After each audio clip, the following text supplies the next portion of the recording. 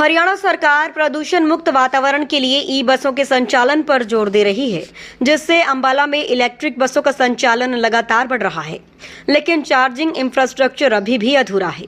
जानकारी के मुताबिक करीब 6 महीने बीत जाने के बावजूद तीसरा चार्जिंग स्टेशन अब तक स्थापित नहीं हो पाया है। मौजूदा हालात ये हैं कि 15 इलेक्ट्रिक बसों को सिर्फ 2 चार्जरों के भरोसे चलाया जा रहा है। एक बस को पूरी तरह चार्ज होने में करीब 50 से 60 मिनट लगते हैं। ऐसे में सभी बसों को दिन रात शिफ्टों में बारी बारी से चार्ज करना पड़ रहा है। सूत्रों की माने तो नए चार्जिंग स्टेशन के लिए पहले alternating current distribution box panel लगाना जरूरी है, लेकिन अब तक इसकी प्रक्रिया शुरू नहीं हो सकी है। फिलहाल ये इलेक्ट्रिक बसें सुबह 6:30 बजे से रात 8:30 बजे तक 2 शिफ्टों में चलाई जा रही हैं और अंबाला सिटी, अंबाला छावनी, बराड़ा और यमुनानगर रूट पर यात्रियों को सेवा दे रही हैं। लेकिन अगर जल्द ही तीसरे चार्जिंग स्टेशन की व्यवस्था नहीं हुई तो आने वाले समय में इलेक्ट्रिक बसों के संचालन पर असर पड़ सकता है और यात्रियों को भी परेशानी झेलनी पड़ सकती है। फिलहाल इन ई बसों को चलाने वाले ड्राइवर और रोडवेज यूनियन से जुड़े कर्मचारी और चार्जिंग स्टेशन लगाने की मांग कर रहे हैं। नमस्कार जी, मेरा नाम जसप्रीत है। मैं इलेक्ट्रिक बस में ड्राइवर हूँ और अभी फ़िलहाल 2 स्टेशन है चार्जिंग स्टेशन और बसें इलेक्ट्रिक अम्बाला में 15 हैं।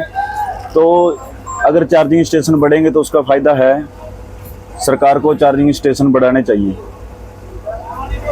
मेरा नाम मनप्रीत है, मैं इलेक्ट्रिक बस पे ड्राइवर हूँ और चार्जिंग पॉइंट और होने चाहिए। अभी तक कितने? अभी 2 हैं जी। नाम इंदर सिंह बुढ़ाना, मैं सर्व कर्मचारी संघ का जिला प्रधान हूँ और रोडवेज वर्कर यूनियन का मैं पूर्व राज्य प्रधान भी हूँ।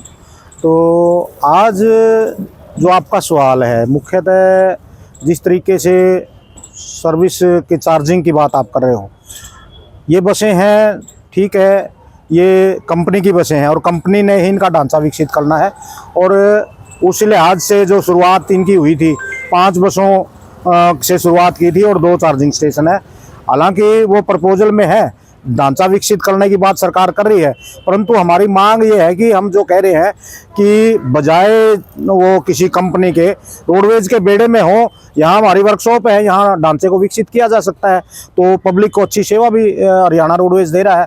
तो हम ये चाह रहे हैं कि हमारा जो ढांचा है वो बजाय प्राइवेट होने की, हमारे निजी क्षेत्र की बजाय सरकारी दायरे में हो और दूसरा इसको प्रॉपर तरीके से चलाने के लिए स्टाफ की और चार्जिंग स्टेशनों की और अन्य जो तमाम जो इनकी रिक्वायरमेंट है उसको पूरा करने की मांग हम सरकार से कर रहे हैं।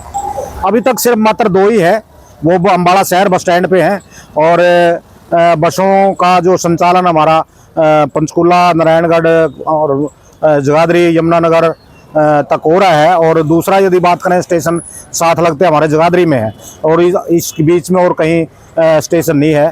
तो हम मांग करते हैं कि ये चार्जिंग स्टेशनों की जो है संख्या बढ़ाई जाए और इनके दायरे को विकसित किया जाए ताकि जनता को बेहतर सेवा का लाभ मिल सके। 5 बसों के लिए लगाए गए 2 चार्जिंग स्टेशन अब 15 इलेक्ट्रिक बसों का भार ढो रहे हैं, जिसके कारण परेशानी हो रही है। अंबाला रोडवेज के जीएम की माने तो उन्होंने तीसरा चार्जिंग स्टेशन बनाने का प्रपोजल सरकार को भेज रखा है। जल्द ही एक कंपनी द्वारा तीसरा चार्जर भी लगा दिया जाएगा, जिससे लोड कम हो जाएगा। चार्जर है वो भी जेबीएम कंपनी द्वारा प्रस्तावित है और जल्दी ही इसमें लग रहा है तीसरा चार्जर भी। कितनी देर लगती है एक बस को चार्ज? इसमें करीब जो फ्लेक्सिबल टाइम के मुताबिक 1 घंटे का टाइम लग जाता है, तो इस कारण से जो है तीसरा चार्जर भी लगेगा, बस चार्जिंग टाइम 1 घंटे के करीब।